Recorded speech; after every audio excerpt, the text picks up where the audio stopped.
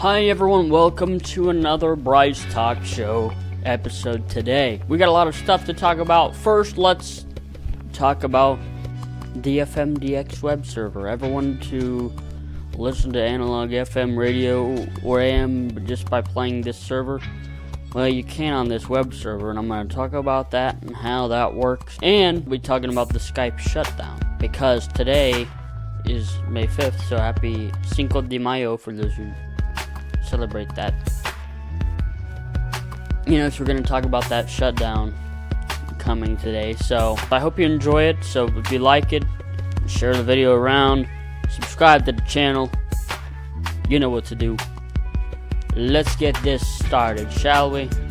Today we're going to be talking about the Skype shutdown, and that's today. But first I'm going to be talking about the FM DX Webserver, which is actually based off of a open source GitHub repository where, you can start a web server and then you could give the link to the server and people can listen to your radio.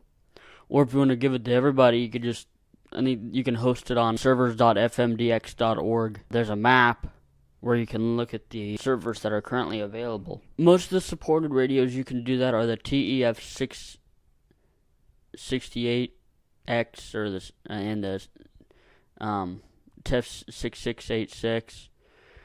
So the TEF chips, the XTR radios.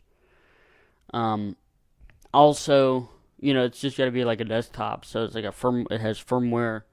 RTL SDRs work, although the other stuff that I just mentioned probably work good with it. It's basically a web interface, so if you're like starting a server and all that, but we're not gonna get too deep into that, but I will talk about the listening side, like you just going on there. So when you go on there, you go to the FM DX web server, you're gonna click on the receiver list at the top of the screen, and then you'll see the servers start to pop up.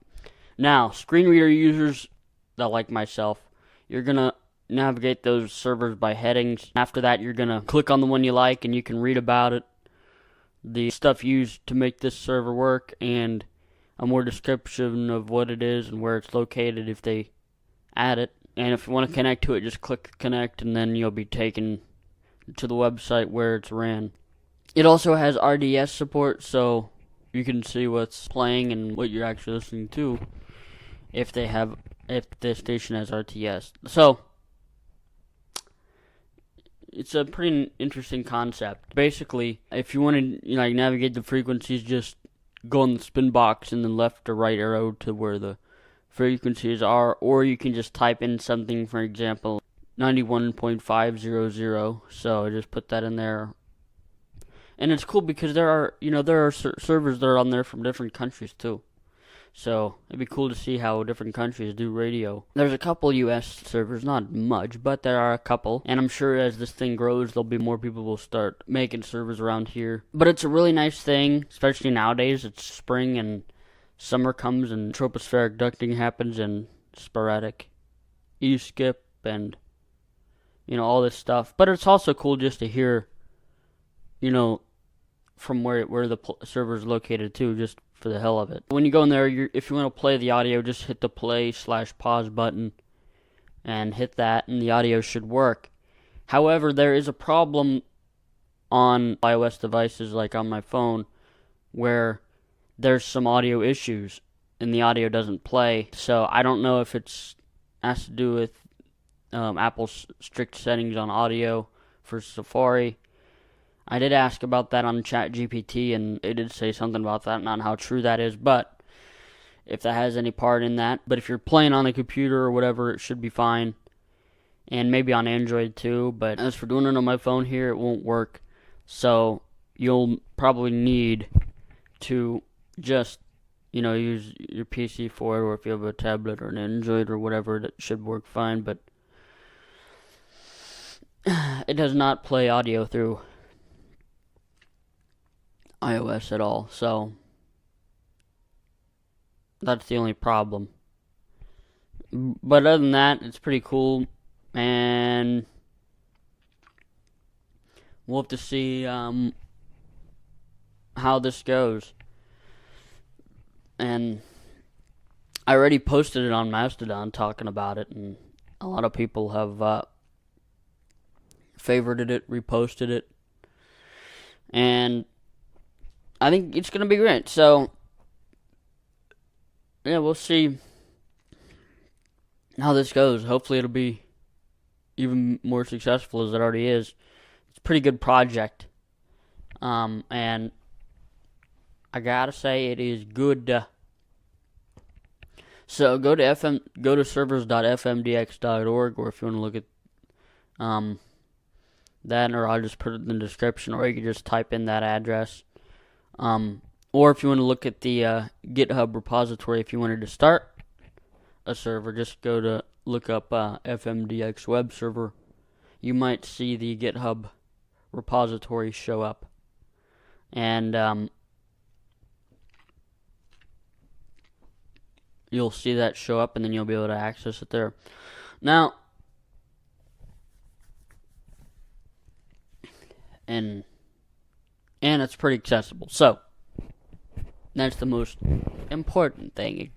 It's accessible to use. On to the next topic. I wanted to talk about the current Skype shutdown. Now, I made an episode about this on March 4th, 2 months ago. And I talked about Microsoft planning to shut Skype down. I was like, I'm not surprised that this would happen. And I'm not. Because at this point, it's basically, everybody's using Teams now. A minority is probably the only people using Skype. And just, and a lot of people are using FaceTime audio, FaceTime video. Teams is kind of a mess a little bit, but, personally, I'd prefer to use Team Talk or, FaceTime audio, which Team Talk is more like an audio, program where you can, make your own server. So, basically, it's pretty good. But, as for Skype, yeah, it's coming down today. It'll be interesting when you open up Skype, or if you go look at it, you'll see that it's no longer available. They're shutting down their servers today. Again, not surprising. Because, today's May 5th, and that's when they say they're shutting it down. And, yeah, it's going to be shut down, and the reason why I knew it was going to be coming, because everybody was getting pushed to Teams. When Windows 11 came, they promoted Teams like that it's nothing. We had Teams before, but, it's, advancing on a lot more. They're doing a lot to Teams now, and that's why I'm saying the way it's going, it looks like it might just be that it'll just shut down at some point. I was thinking maybe it would shut down 3 years from now, 2 years from now, but it's shutting down this year, which, again, not surprising. And, yeah. And I know some people used it a lot, especially in their younger years. And even Skype for Business was a thing. A lot of people used it for work. Though nowadays we use Zoom, people would use Zoom and Teams, but,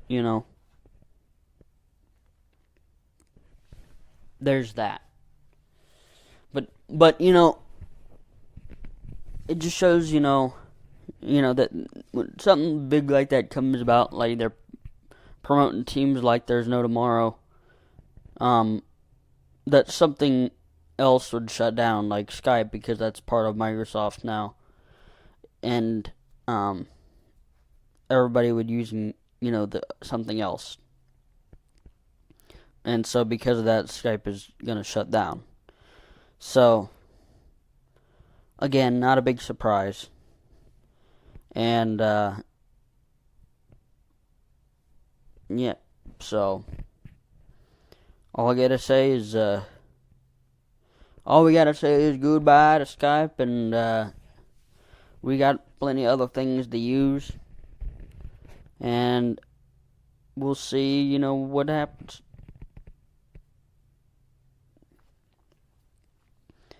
So, yep, today it goes down, and that's what will happen. It's yes, it will happen today. So, anyway,